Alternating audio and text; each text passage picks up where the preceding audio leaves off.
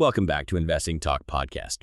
Today, we're pulling back the curtain on Iamgold. Now, this is a company that's been making headlines for, well, both its gleaming operational successes and some maybe surprising financial struggles. We're tackling a question many of you are asking. Is Iamgold a good time to buy now? Our mission, as always, is to sift through all the recent reports, the data, the analyses, basically give you a comprehensive picture, help you understand the key nuggets of insight. And look, if you're enjoying these discussions, if you find them helpful, please do us a favor. Consider subscribing, liking this episode, maybe leave a comment. We genuinely love hearing from you. Oh, and if there's a specific company you'd like us to investigate next, just drop its name in the comments below. Your support, perhaps even by buying us a coffee, it really helps us continue bringing you these insights. So let's unravel this investor's dilemma for you. We'll kick things off by exploring the really exciting positive narrative around Iamgold. Specifically, let's shine a spotlight on its Côté gold mine in Ontario, Canada. There's been, a palpable buzz around Côté's operational performance, and for good reason. In the second quarter of 2025, it hit a critical milestone. We're talking sustained operation at 100% of its massive 36,000 tons per day capacity. And not just for a day or two, but for a full 30 consecutive days. That's really something. That consistency is key. Exactly. It's a huge indicator of efficiency. And it led to producing 67,000 attributable ounces of gold. And just to clarify, attributable means the share of gold produced that directly belongs to Iamgold based on their ownership stake in Côté. Right. The efficiency numbers are also pretty compelling. Côté boasted a 93% gold recovery rate, and a notably low cash cost of just $12,209 per ounce, specific to that mine, of course. Very strong numbers for a new large-scale operation. And this operational success translated directly into financial power. It generated a solid $93.9 million in mine-site free cash flow just in Q2 2025 alone. Yeah, what's truly fascinating here, I think, is how Côté isn't just, producing gold. It's really positioning itself as a core, low-cost, high-throughput asset within Iamgold's whole portfolio. Yeah. Those operational metrics you mentioned, the sustained capacity, high recovery, low cash costs, they're absolutely crucial. They signal efficient processing, strong metallurgical performance, basically right out of the gate. So it's living up to the hype, operationally at least. It seems so. But it's not just about what they're doing now. The company has strategic infrastructure upgrades planned, like installing a secondary cone crusher. That's slated for the fourth quarter of 2025. Okay, and what does that actually do? Well, these aren't minor tweaks. They're designed for long-term benefits. Things like reducing refeed activities, that's essentially reprocessing material to squeeze out more gold, and optimizing the grind size for even better recovery, plus extending equipment maintenance cycles, so efficiency gains down the line. Got it. Makes sense. And if we connect this to the bigger picture, Côté's stellar performance is, intrinsically linked to Iamgold's broader financial de-risking strategy. You see, the company recently repaid $40 million of its second lien notes. Right. That's a type of junior debt, isn't it? Exactly. So paying them down significantly reduces the company's financial risk profile, less debt burden. They also completely eliminated some significant gold prepayment obligations. They did that by delivering 37,500 ounces in Q2 2025. That fully repays a 150,000 ounce facility they'd used to help fund Côté's construction. Ah, so clearing the decks financially. Precisely. This kind of financial prudence, combined with Côté's successful ramp-up and its cash generation, it creates what you could call a virtuous cycle. It positions Iamgold to really capitalize on gold prices, especially if they're nearing, say, $3,200 per ounce. That offers significant margin expansion potential and, importantly for investors, some genuine downside protection. Their liquidity position is also robust, $616.5 million as of June 30, 2025, including cash and an available revolving credit facility. Okay, so a very strong story on the surface, definitely. That really does paint a compelling picture. Côté is clearly a shining star, a real game changer, it seems. Yet, when we dig a bit deeper into the financial reports, a puzzling question emerges. Why, despite this incredible operational success, by soaring gold prices, did the company's shares actually dip? This is where it gets really interesting, but maybe not in the way you'd expect. Despite all that positive news, including a more than 50% increase in Q2 2025 revenue to $580.9 million. Which is a huge jump in revenue. Huge jump. But Iamgold shares still took a hit, and their net earnings actually decreased compared to Q2 2024. Specifically, adjusted net income attributable to shareholders, it fell by 7% to $77.3 million.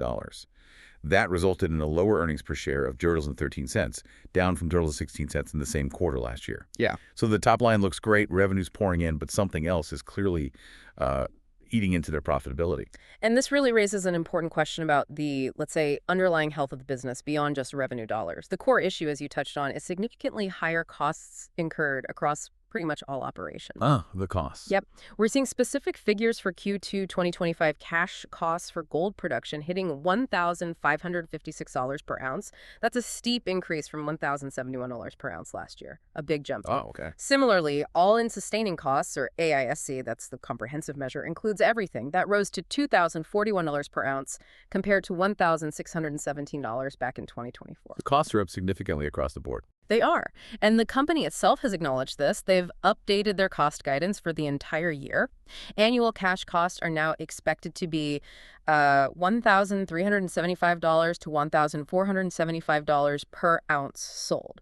That's about $150 higher than their previous guidance. And AISC is forecast at $1,830 to $1,930 per ounce, also an increase. So they're signaling this isn't just a one-quarter blip. Seems like it. Iamgold has cited several reasons for these increases. First, higher royalties, which are partly a direct result of surging gold prices, but critically also a change in the royalty structure. What does that mean, a change in the structure? It means the recent shift in their agreements now demands that as gold prices soared, so did the percentage of revenue paid out as royalties. It created a direct drag on profitability, even with higher sales. Okay, so higher gold prices actually hurt them in a way through royalties. In that specific way, yes. Then there's the impact of foreign exchange fluctuations on costs at their Essakane mine in Burkina Faso. Essentially, their local costs became more expensive when converted back to their reporting currency, U.S. dollars, presumably. Right, the currency headwind. Exactly.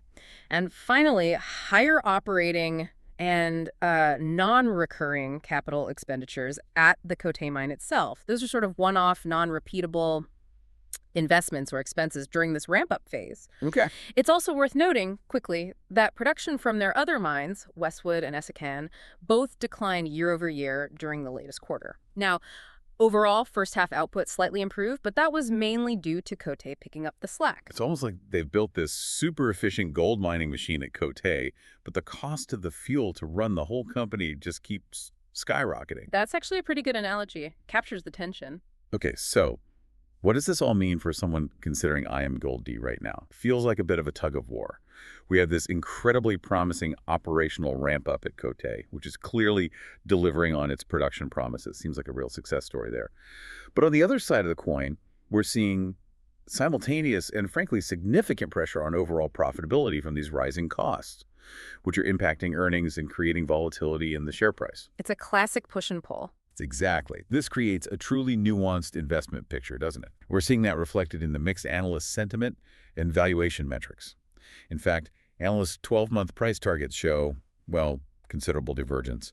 They range from about $5.50 on the low end to $8.53 on the high end. Compare that to a current price around $8.07. It implies anything from slight upside to potentially considerable downside, depending on whose crystal ball you're looking into. Yeah, that divergence is absolutely key, and it really highlights the uncertainty surrounding the stock right now.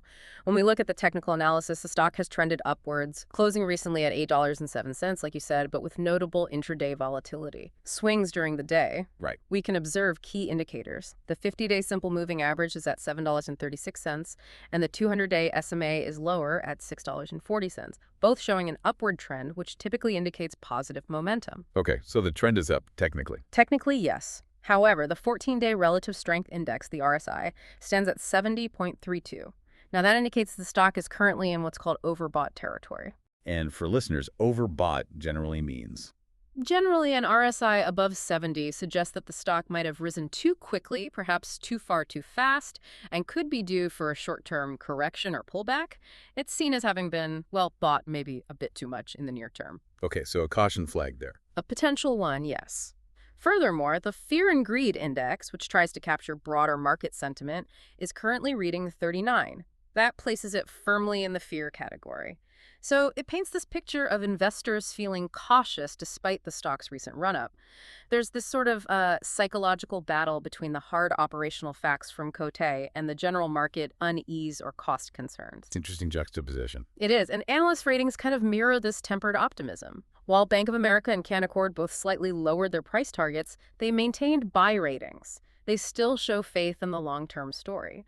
But in contrast, Zacks research downgraded Iamgold from a strong buy all the way down to a hold, signaling a much more neutral near-term view.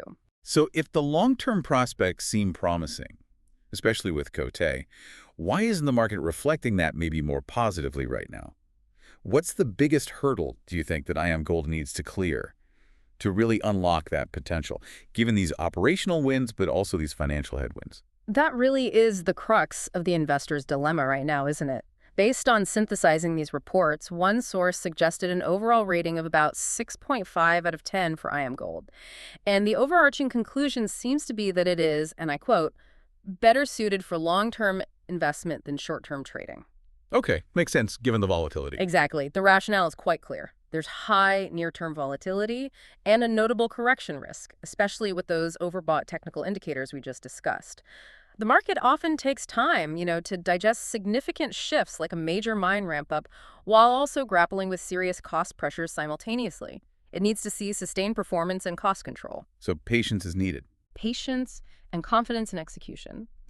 The long-term prospects, however, they do look significantly better as the Coté gold mine fully ramps up, truly hits its stride, and importantly, as the company continues to deliver on its debt reduction and, crucially, operational efficiencies across the board, not just at Coté. The biggest hurdle, to answer your question directly, is precisely that execution risk at Coté, ensuring it consistently meets production targets and, maybe even more importantly now, improves its internal cost structure, the things they can control. Right. But it's critical for investors to be aware of the key risk factors. These include, yes, that inherent execution risk at Coté as it continues to scale. Also, the potential for further margin compression if these costs continue to outpace gold price gains, or if gold prices pull back. And, of course, the possibility of unexpected operational setbacks at any of its mines. Mining is inherently risky. Always a factor. Always. Lastly, the company remains highly sensitive to gold prices and broader macroeconomic uncertainty. Those are just structural risks for any gold producer. The market is basically weighing the promise of future optimized operations against the current reality of increasing costs and all those inherent risks. So to summarize for you listening, Iamgold presents a really compelling story. Operational growth, financial de-risking, especially with Coté Gold now fully online and performing well. That part looks good. Yet it's also facing these pretty significant cost pressures that are impacting its near-term profitability, creating volatility in the share price. It really is a classic push and pull, a balancing act for the company and, well, for its investors too. Absolutely. Given this duality, this strong operational growth on one hand and these persistent cost pressures on the other, how do you weigh the promise of future efficiency against the immediate challenges of what is still a dynamic gold market? That's really the question for you to consider as you evaluate Iamgold. We hope this exploration into Iamgold has given you a clearer picture, maybe some things to think about. And hey, don't forget to subscribe, like this episode, leave your thoughts or even company suggestions in the comments below. Your engagement, it really helps us immensely. We'll be back soon with another discussion.